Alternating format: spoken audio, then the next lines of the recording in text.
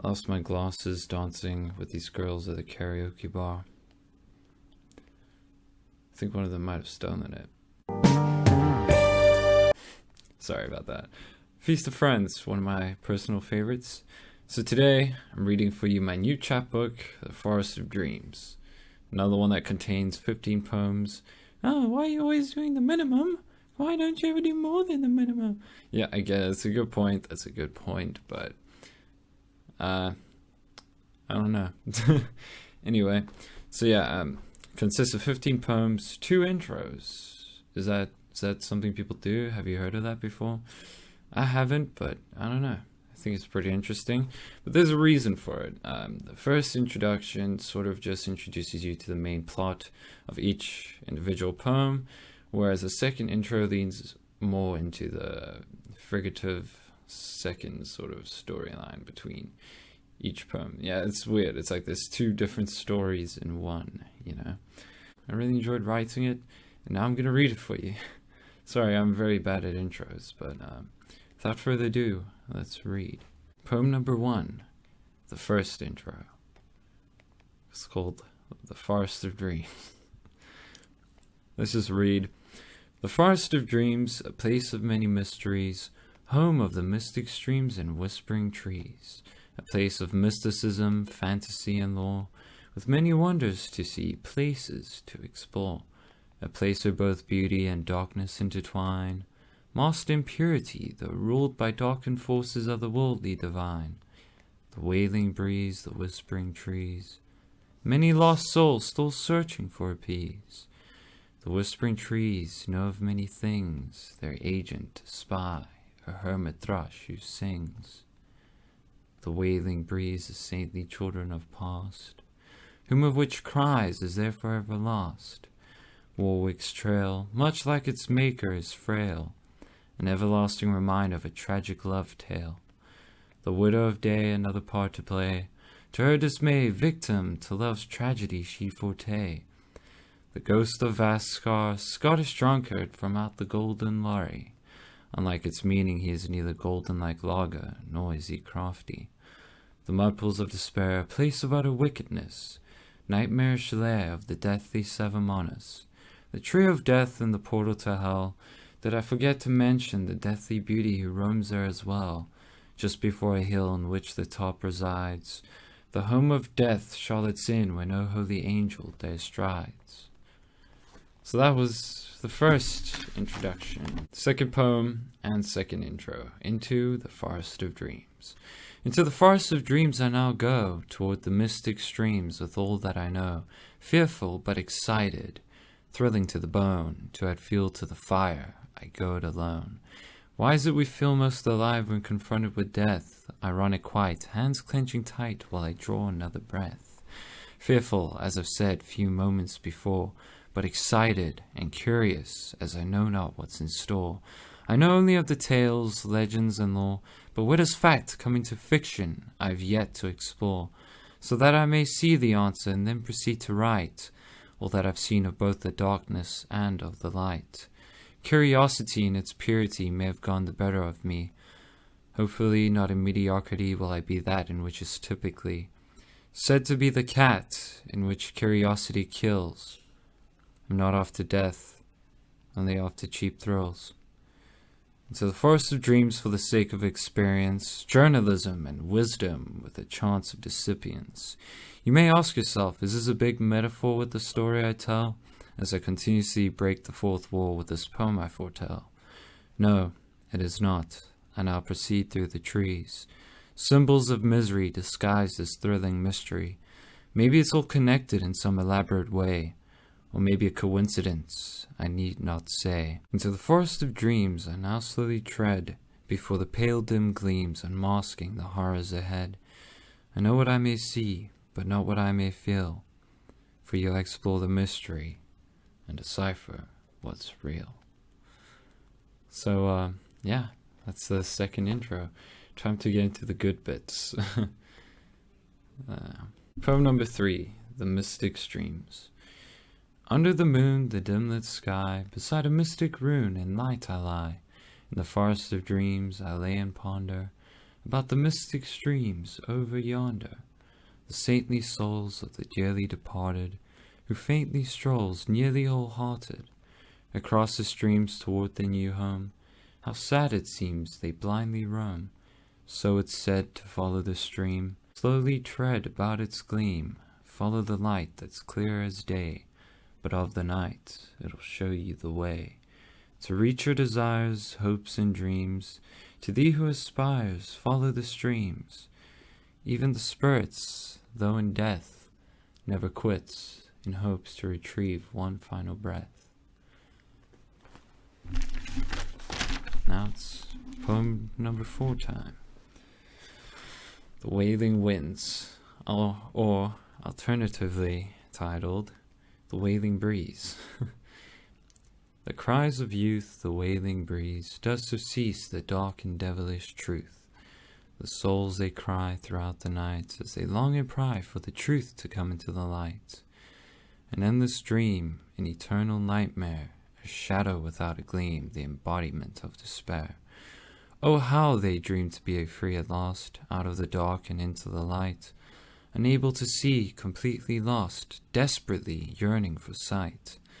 A hopeful ray to shine across the desolate realm, showing the pathway, a beacon of hope to let them pass the devilish night into day. The final request, the unfinished business, keeping them from moving on. The truth of their fate, the wickedness, the reason the light is now gone.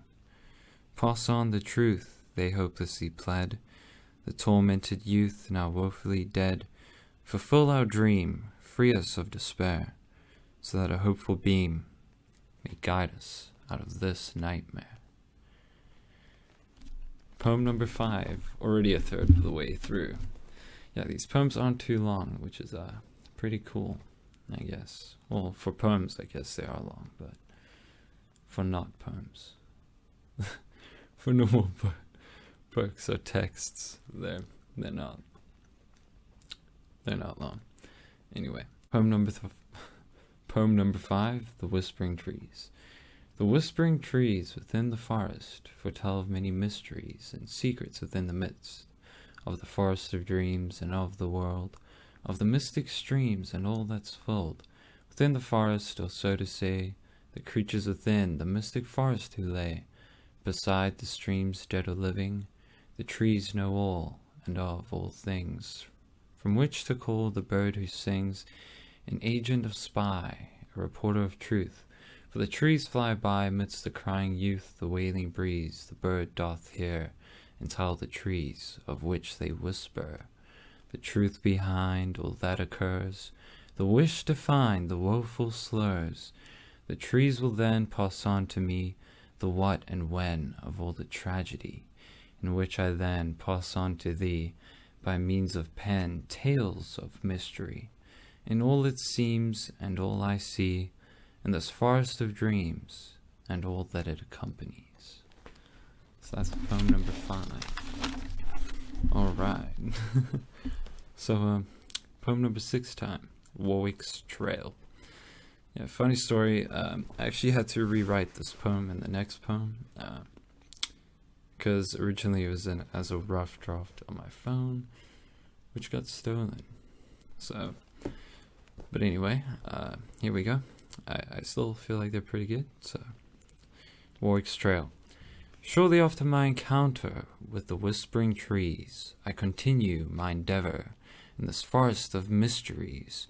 Upon Warwick's trail I'm now slowly led. I know of only one tale of the path I now tread. Sir Warwick, a true noble knight, who would take care of the sick, he was always the first to fight. When a battle would arise, he was no common stranger. Whenever an uprise, he would spit into the face of danger. Not much else is said, other than the trail's origin. For you see the dread that unsurfaced from out within. The loss of his love Abigail brought upon great sorrow. For you see this frail trail is made from the tears of the noble Sir Warwick. Both in life and death it said he rides through the mist, as he vowed with his final breath to scour the entire forest. For eternity believed to be still crying, until he and Abby are reunited. as her love is undying, so it is cited. Yeah. Yeah, it's a pretty good one, I guess. Poem number 7. It's called The Widow of Day, because, Warrow Day Warwick, and also because she's forever bound tonight. Yeah. Curses suck, man. Pray you never get cursed. The Widow of Day, bride of Sir Warrow, to her dismay a tale of everlasting sorrow. I burden her dearly with the cost of her eternal life, the author, insincerely, her backstory, writing of internal strife, external as well as though her part to play, her own personal hell and woe longing for day, both a noble knight and the bright-lit sister of night. Enough of the author's insight, time to delve into the story I write.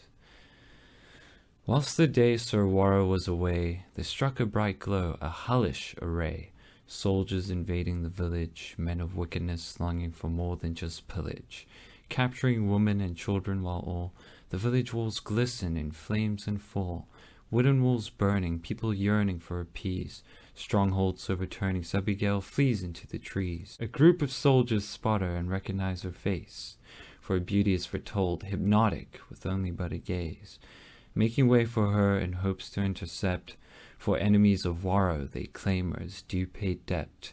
Into the forest of dreams beside the mystic streams she treads through narrowly, overshadowed by its gleams. Smothered in the mist from out the streams that dispersed, little did she know of its divine power, the reason she'd be cursed. The soldiers now found her, tied her to a tree. They proceed to torture and do things unspeakably unholy. Tears in her eyes as she tries to lay, nearing her demise as she pries for day. Her final words spoken, and the mist is all ears. The saintly soul's now provoken, and they conjure the soldiers' fears. Torturing, burning, killing these wicked men. The tables overturning, soldiers yearning, and then, after the vengeful act, Abigail now with a price to pay. In return her soul now the forest, but may be redeemed by Warrow Day. Until his rescue she is but one with the trees, embodied by the mist, and blows with the breeze. Thank you.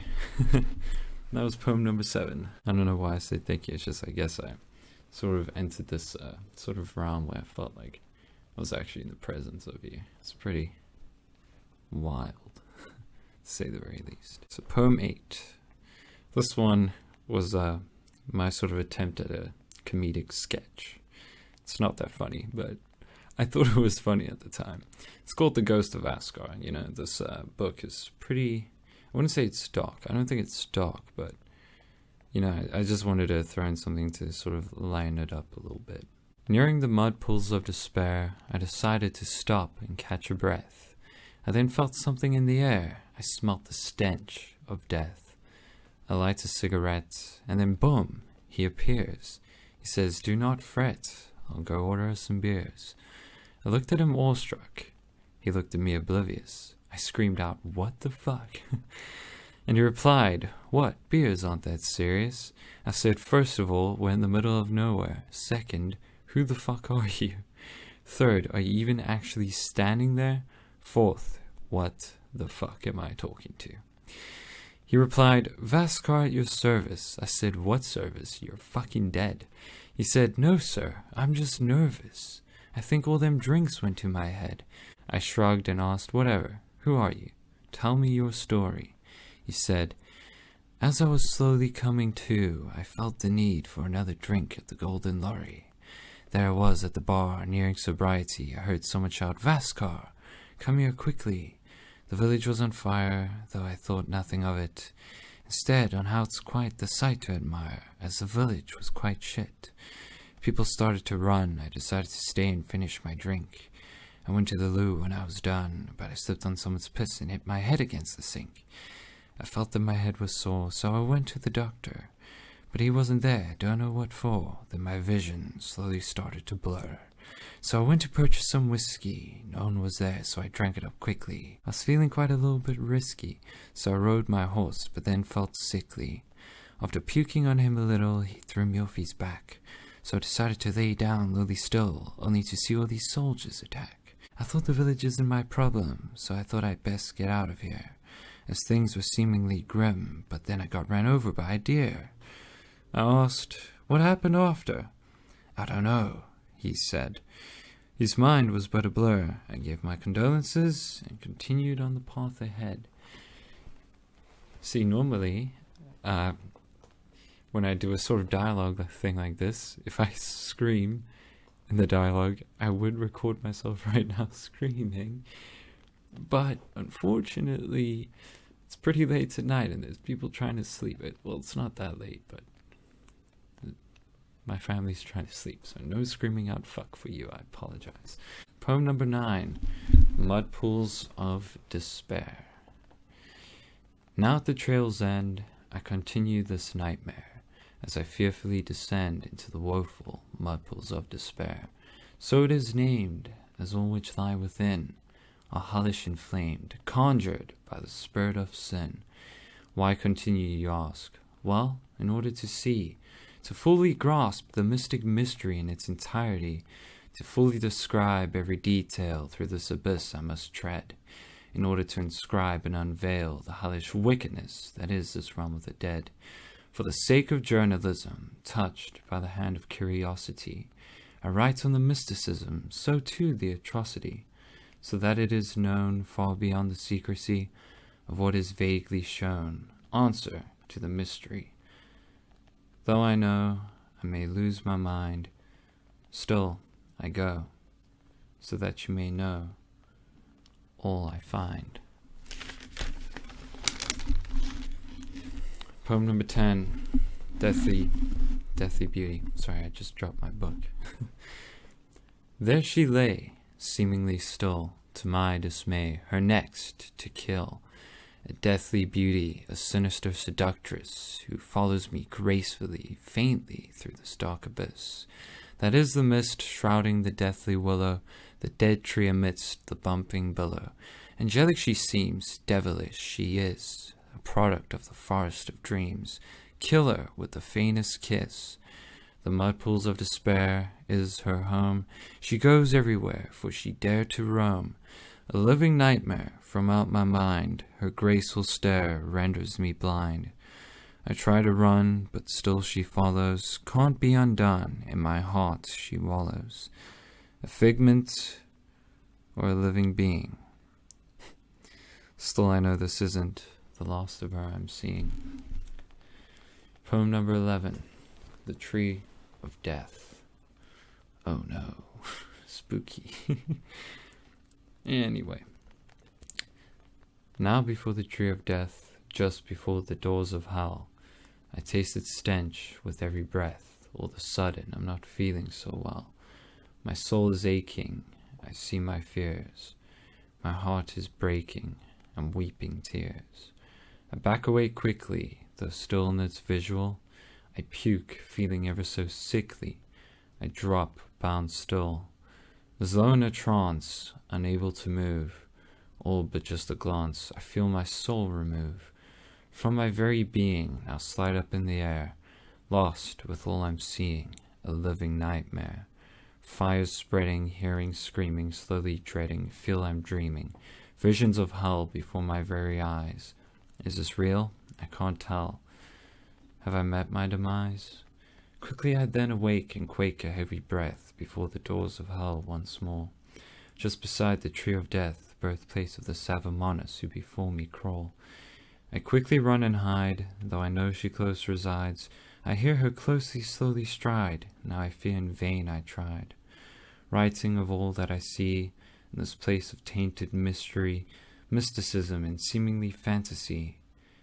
If now I die, I pray be ever so quickly. Alright, so poem number 12. It's called The Savamonuss. I'm sure you heard in the previous poem the name and in the introduction, so it should be pretty familiar. It's a supernatural creature I came up with. It's pretty cool, I guess. Her eyes glowing bright, shine a light as clear as day. A deathly sight, pale white, mossy hair with a scent of decay. Tongue of an aardvark, horrid breath, skin of bark, she's a sight of death. pen-length claws on her fingers and toes, oversized jaws, and face with no nose. Just two oval-shaped holes gaping in the center. She can manipulate souls with only a slur. Her neck seemingly mangled, yet her head faces forward. Her arms are branches tangled and has the legs of a bird. A crow to be exact, and her back is hunched heavily, barely intact with the rest of her frail tree deathly body. It's a short one, but it's pretty cool. I must have drank quite a bit when I came up with this. I actually don't know how I came up with it, but maybe I just looked at a tree and then looked at a photo of my grandma, and then that's the inspiration. I'm kidding, Grandma, please. I'm sorry. I'm so sorry. That was a joke, I swear. Poem number 13, Portal to Hell. Still in hiding before the doors of hell, with a Savamonuss careless striding, I feel it's now the time to tell of this portal I see and of all that I hear. It appears as though empty, though it embodies the spirit of fear. I go for a closer look without being spotted. I feel my soul now shook, and mindlessly, without control I jotted.